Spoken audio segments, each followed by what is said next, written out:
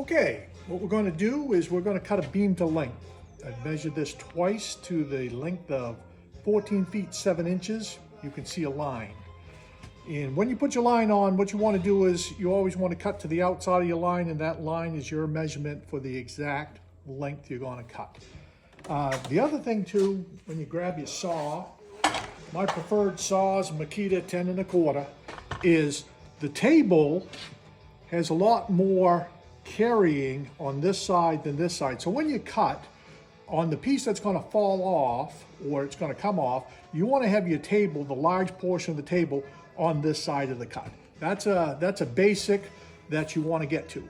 The other thing you'll notice in cutting through here, I don't move the saw 100 miles an hour. I'm going to go through and pay particular attention to stay straight on the line, and you'll see I'm a little slow on the cut. The last thing you'll see is when I cut, as soon as the center of the saw meets the edge, I stop the cut. If you take the saw all the way through the cut, your saw can be wavering like this, and then what can happen is this edge can be cut in a little bit or out a little bit, and you don't get that straight cut you're looking for. All right, take a look, and you'll see what I'm going to do for the cut. I like the earmuffs.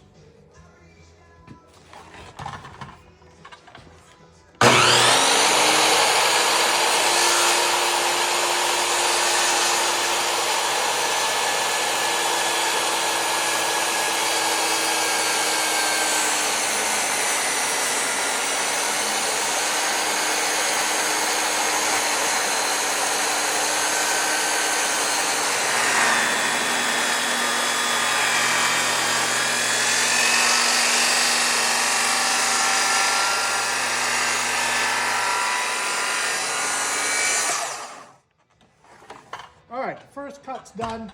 I need to make 4 cuts. Now, when you rotate the beam for your next cut, watch this, is bring the cut to you. So now I've already got the cut started. So when I put the saw in, I can see where I was on the line and I can maintain a straight line. So if you were to turn it the other way, you're going to be cutting blind and you have to match up your cut. So watch this. So I'm already started in the cut.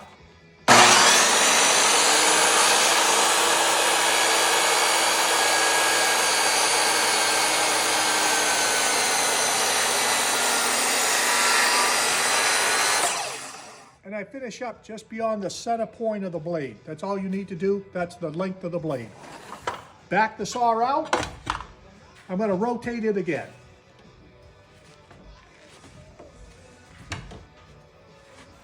So again, you'll see I've got the cut started. I can get the saw in there, continue with a straight line.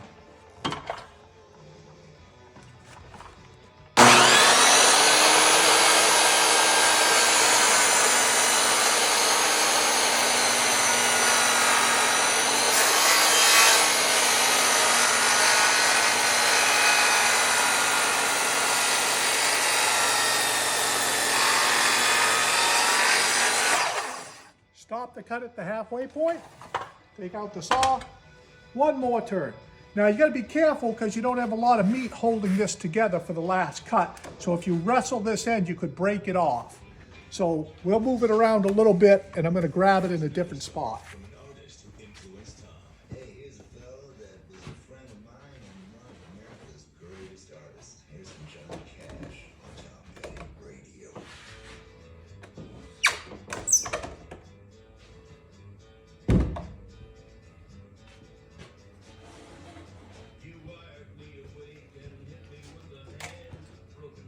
There's not a material left to cut, but you can see the lines are matching up pretty good. I'm just going to finish cutting through there, match the cuts up, and be done.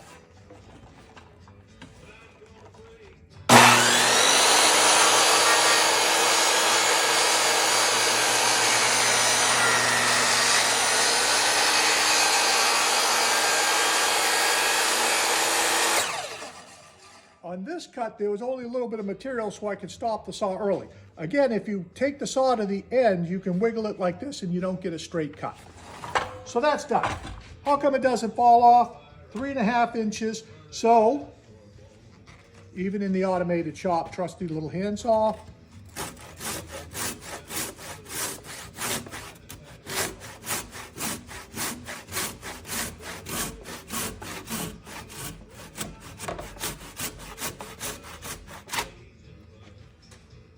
Done. Let's take a look at the cut on the end, see what it looks like.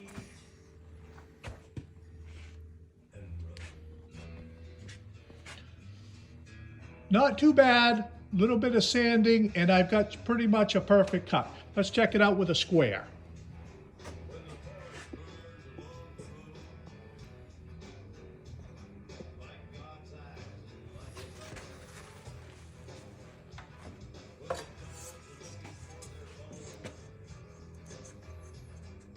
And that's what we're talking about. We want a nice flush square cut, and that's what we got. So 4 cuts with a saw, a little bit of handsaw work, a little bit of finesse with a saw, you'll get a perfect straight cut every time. Thanks for watching.